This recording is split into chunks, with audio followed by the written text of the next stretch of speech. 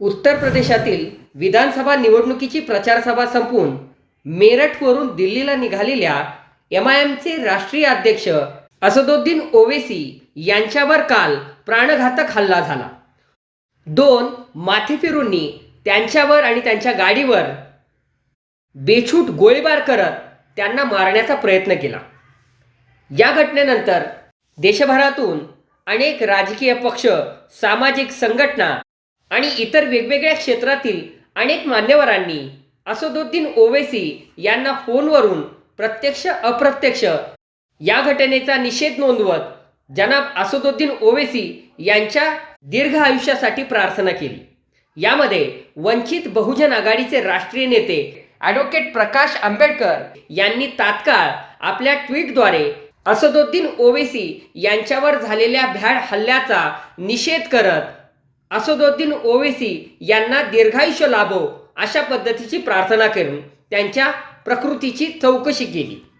या ट्विटला उत्तर देत असदुद्दीन ओवेसी यांनीही प्रकाश आंबेडकरांचे जाहीर आभार मानले. लोकसभेचे अध्यक्ष ओम बिर्ला यांनीही असदुद्दीन ओवेसी यांना फोन करत त्यांची चौकशी केली आणि संबंधित पोलीस प्रशासनाला या संदर्भात सखोल चौकशीचे आदेशही दिले. त्याचबरोबर त्यांनी असदुद्दीन ओवेसी यांना Z+ सुरक्षा असावी अशा पद्धतीची मागणी करत त्यांना Z+ सुरक्षा द्यावी या दृष्टीने प्रशासनाला विनंती केली. परंतु त्यांच्या या विनंतीला असदुद्दीन ओवेसी यांनी नकार दिला असून त्यांनी दिले गेलेली Z+ सिक्युरिटी नाकारलेली आहे. लोकसभेमध्ये त्यांचं या संदर्भातलं गाजलेलं वक्तव्य सध्या मोठ्या प्रमाणात व्हायरल होत आहे.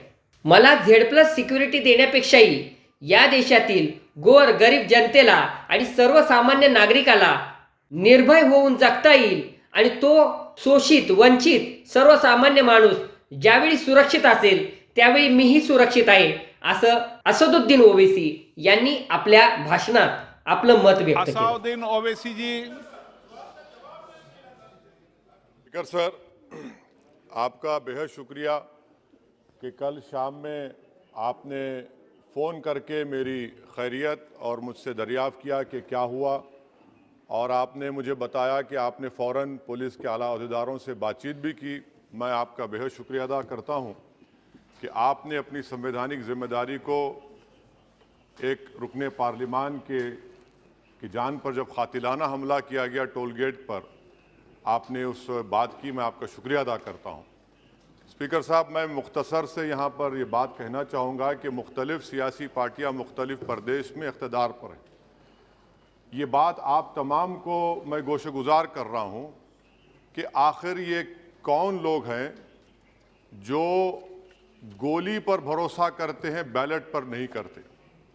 आखिर ये कौन लोग हैं जो इतना रेडिकलाइज हो चुके हैं कि इनको इस संविधान पर एतमाद नहीं रहा, उनको अंबेडकर के बनाए हुए संविधान के ख़िलाफ़ हैं, जो इतनी नफ़रत पैदा करते हैं।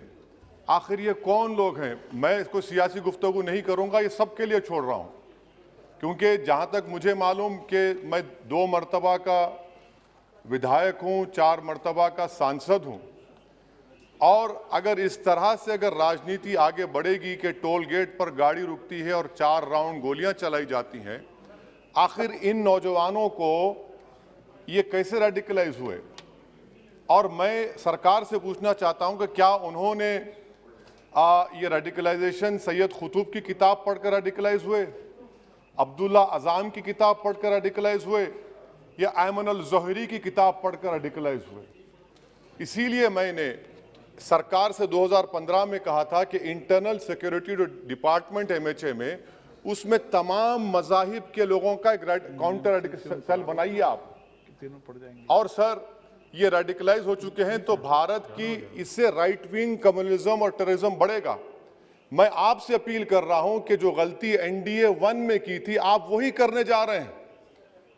आपको नुकसान होगा, आपकी सरकार को नुकसान होगा, देश को तो, देश की सालिमियत को खतरा तो पैदा हो रहा है। सर, मैं आपके जरिए से सरकार को ये भी बताना चाहूँगा कि जिन लोगों ने ये रेडिकलाइजेशन किया है आप इस पर गौर करिए, इन पर यूएपीए क्यों नहीं लगाते आप? अगर कोई स्पीच देता है, अगर कोई फेसबुक पर किसी क्रिकेट मैच पर किसी टीम की तायीद करता है तो यूएपीए लगता है। एक सिटिंग एमपी के ऊपर यूएपीए नहीं लगेगा सर, मैं सरकार पर छोड़ता हूं। सर, चौथी बात यह है कि रेडिकलाइजेशन की जब बात होती है, हमने यहां पर एक कांग्रेस के बड़े नेता से सुना कि दो भारत हैं दौलत के एतबार से। नहीं सर, भारत की दौलत मोहब्बत है। भारत की दौलत पैसों की दौलत नहीं है, भारत की दौलत मोहब्बत है। हां, दो भारत हैं, एक मोहब्बत पर जो पिछले कई बरसों से आबाद है और एक नफरत पर भारत बन रहा है। तो क्या आप दौलत की भारत की मिसाल देंगे या मोहब्बत की भारत की मिसाल देंगे? अगर मोहब्बत की भारत की मिसाल देंगे तो उसमें आपको मेरी जबान को रोकने के लिए गोली चलाने की जरूरत नहीं है। इस दो भारत को समझने की जरूरत है। सर खत्म, सर मुझे खत्म, सर सुनिए सर, मैंने करीब से 6 फीट से गोलियां देखी, मुझे बोलने दीजिए सर। हो सकता है कि कल दिन ना देखूं मैं, अगर मैं यहां पर नहीं बोलूंगा तो कहां बोलूंगा सर? आप मुझे प्लीज बोलने दीजिए। सर, मैं आपसे गुजारिश ये करना चाहूंगा कि आप हरिद्वार में, रायपुर में और इलाहाबाद प्रयागराज में मेरे बारे में क्या कहा गया? आपके नाईबी की रिपोर्ट है ना, आप क्यों छुपा रहे उसको? देखिए, मैं मौत से नहीं डरने वाला हूं, हम सबको जाना है इस दुनिया से। बल्कि मैंने कह दिया कि मैं इस वतन में पैदा हुआ, मेरी मां की कोख से तो जमीन पर लिटाया गया। जब मेरी आंख बंद हो जाएगी तो इंशाल्लाह औरंगाबाद की जमीन मुझे दफनाया जाएगा। मगर मैं आपसे अपील करना चाह रहा हूं सरकार से सर, कि जो कुछ बातें की गई हैं उसको देखिए। मैं जेड कैटेगरी सिक्योरिटी नहीं चाहिए मुझे, मैं हरगिज नहीं चाहिए मुझे। मैं 94 से पॉलिटिक्स में हूं, मैं आजाद जिंदगी गुजारना चाहता हूं। मैं घुटन के साथ जिंदा नहीं रह सकता इस दुनिया में। मुझे जिंदा रहना है तो अपनी आवाज उठाना है, मुझे जिंदा रहना है तो सरकार किसी के उनके खिलाफ बोलना है, और अगर गोली लगती है तो मुझे कबूल है, मगर मैं घुटन की जिंदगी नहीं गुजार सकता सर। मेरा मानना यह है कि संविधान में अगर देश के गरीबों को, मजलूमों को, अल्पसंख्यक समाज को सिक्योरिटी मिलेगा तो मुझे मिलेगी सर। आपकी चिंता हमें है ना सर, इसलिए सिक्योरिटी दे रहे हैं सर आपको नहीं सर, देश के गरीब बचेंगे तो मैं बचूंगा। ओवैसी की जान इखलाक पीलू से बढ़कर नहीं है सर। ओवैसी की जान उस वक्त बचेगी जब गरीब की जान बचेगी। इसीलिए मैं आपके जरिए सरकार से अपील करना चाहूंगा कि सर, इस नफरत को खत्म करिए, इस नफरत को खत्म करिए और इस पर आप गौर करिए। मैं नहीं लूंगा सिक्योरिटी, मैं जेड कैटेगरी नहीं चाहता हूं सिक्योरिटी। मुझे ए कैटेगरी का शहरी बनाइए आप, मुझे एक कैटेगरी का शहरी बनाइए ताकि मेरी और आपकी जिंदगी बराबर हो। जब देश के प्रधानमंत्री पर सिक्योरिटी ब्रीच हुआ, अपोजिशन की तरफ से मैंने कहा था कि गलत हुआ। सब सेकुलर पार्टी के लोगों ने कहा कि ओवैसी तुम क्यों बोले? मैंने कहा नहीं, देश का प्रधानमंत्री मेरा चाहिए। मगर 4 मर्तबा के एमपी पर कोई 6 फीट के फासले से 4 गोली चलाता है। मुझे मौत है, हम सबकी मौत है, मगर मैं इन गोली चलाने वालों से डरकर खामोश नहीं बैठने वाला हूं। और मैं दुआ करता हूं कि उत्तर प्रदेश में पुरअमन पोलिंग होगी इंशाअल्लाह। उत्तर प्रदेश की जनता गोली चलाने वालों का जवाब बैलेट से देगी, नफरत का जवाब मोहब्बत से देगी, और कमजोरों को दबाने का जवाब हिस्सेदारी से देगी। मेरी आपसे गुजारिश है सर कि मुझे जेड कैटेगरी नहीं चाहिए, मैं रिजेक्ट करता हूं। आप इंसाफ करिए सर, उस पर यूएपीए लगाइए। और इनके दिमाग कौन है?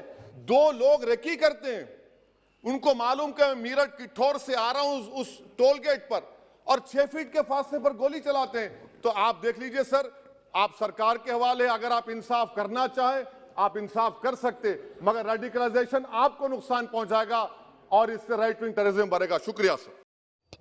या आणि अशा विविध बातम्यांसाठी एक्सप्रेस महाराष्ट्र चॅनेलला लाईक, शेअर आणि सबस्क्राईब करा. आपला महाराष्ट्र एक्सप्रेस महाराष्ट्र.